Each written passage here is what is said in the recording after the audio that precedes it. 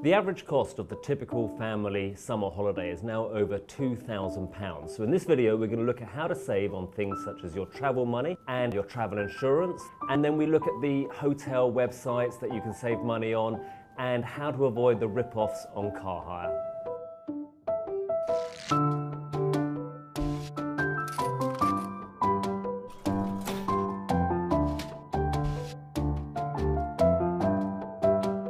First things first, before you set off on holiday, you have to sort out your travel money. Now, the golden rule with travel money is never, ever change your money at the airport. You will get the worst possible rate, so don't do that. Now, one thing I do like is a website called travelmoneymax.com, here it is, where you can put in the amount of money that you want to change, and it will search out the best provider amongst the bureau de change and the banks, and you can get the money delivered to you beforehand.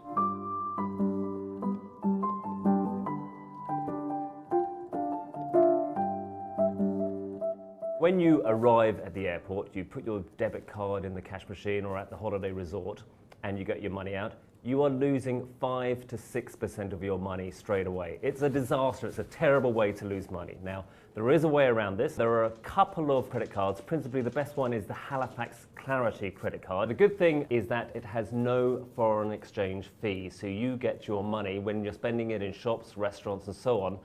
You're not paying these 2, 3, 4, 5% fees. If you're a customer of Nationwide Building Society, they have something called the Flex Current Account. If you use your debit card from that current account when you're on holiday in Europe, you get it at around about half the price that people who are customers of Lloyds or NatWest pay.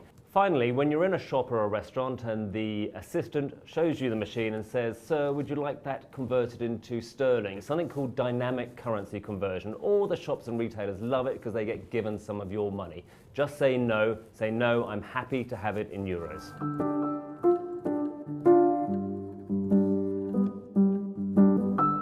If you're just heading for a weekend to Paris or Barcelona, buying a full travel insurance product is a waste of money.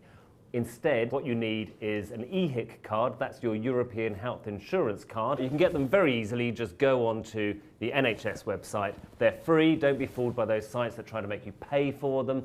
It covers you for the same sort of things that a person in that country, in France, say, would get off the French NHS. But if you're going outside of the EU where the EHIC doesn't apply, particularly if you're going to the USA, then you have got to have travel insurance. Now, you know the drill. Go onto a website such as travelsupermarket.com. There, compare the market. Don't go for the really cheap ones. They're not really worth it. You'll save a £5 or £10, but when you come to claim, they won't pay out. If you're older or if you have a pre-existing medical condition, then your travel insurance will cost you more, but it's pretty important you get it sorted. Have a look at an organisation called EHIC Plus. What it does is it covers the bits that the European Health Insurance card doesn't cover.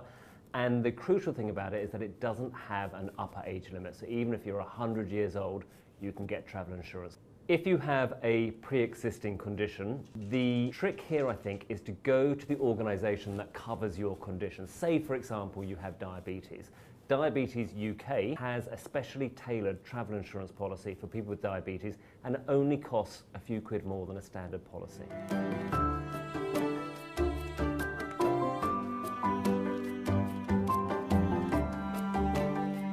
I could talk all day about how to get the best flight, but I think there's a few specific tips. Firstly, flying out on a Friday, coming back on a Sunday, we all want to do it, which is why it's flippin' expensive.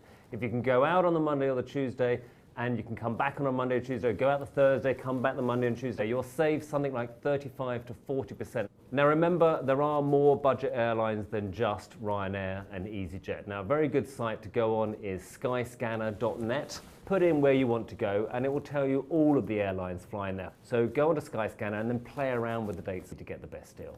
Of course, don't forget the trains. It's unlikely you're ever going to get a £1 to Spain on a train, but there are some decent deals. And the place to go to is the Man at Seat 61. This is an absolutely terrific site. It's got every country in Europe, how to get there, the cheapest way to get there, how long it's going to take, the timetables. It's just fantastic.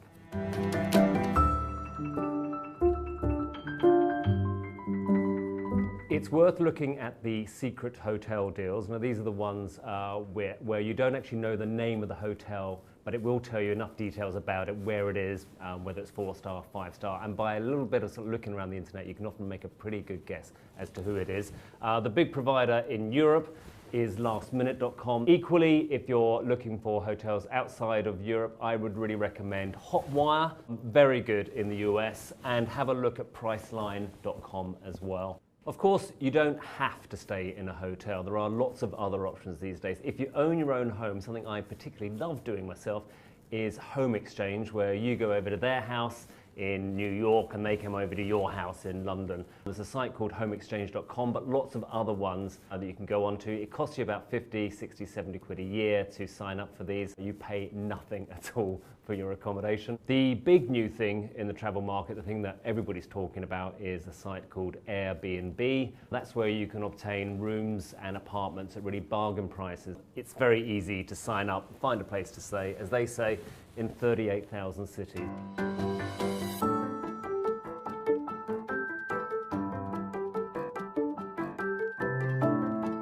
There are probably two areas where it's most likely you're going to be stung on holiday.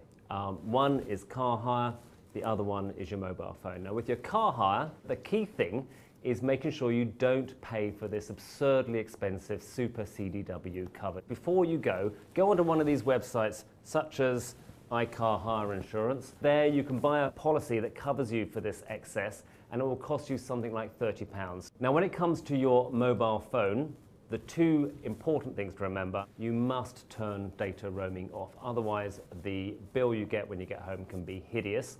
The second thing is, if your phone is stolen and it is used while abroad by the thief, you are liable for the bill. Finally, do remember that The Guardian has got an enormous resource of travel information, from city guides through to videos, through to readers' tips. So just click on to guardian.co.uk, go to travel, and it's a fantastic resource.